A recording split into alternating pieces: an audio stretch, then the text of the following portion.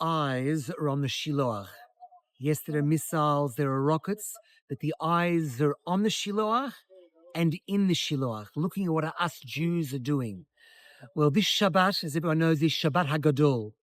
I am calling today, this Wednesday, Yom Revi'i HaGadol, the Great Wednesday. For the first time, maybe since Ateret Konim started, we're going to be getting back, in fact, it's the Sanctified Trust, specifically, getting back 13 apartments, the gematria of Ahava, of Echad, Hashem hu Echad, a great day, all because of the original court ruling that many of you are familiar with, when they ruled that the Arabs were illegal squatters in the Beit Knesset, the Lamb Synagogue and the Heritage Center. Because they were illegal squatters in the synagogue, and the synagogue was part of a larger trust, 5,500 square meters, the Arabs are illegal squatters in the whole area. All the buildings behind me, and they've got eyes everywhere looking at what the Jews are doing, is the actual trust. The trust that the Yemenite Jews had were public buildings, the synagogue, the poor people who lived there, Yemenite Jews, Sephardi Jews, of course, they were kicked out in 1938. We're back there today. But because of that first court ruling, apartment after apartment is being returned to the trust in the Jewish people. We're putting in families. We're adding Jewish life. The Arabs, of course, before returning these apartments that they're losing in court, are firebombing and destroying everything. The police had enough of this destruction, and they decided to move in early before they could do too much destruction.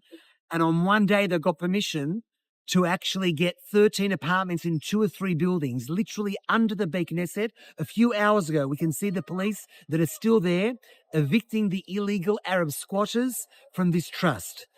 This is rectifying a historical injustice. We were kicked out in 1938, where we're back today in 2026. It took a long time, but we are back. Now we're calling on the Jewish world to participate. Lo la'achmitz. Don't miss out the opportunity, for the word chametz actually. Don't miss out the opportunity to help us revive Jewish life here.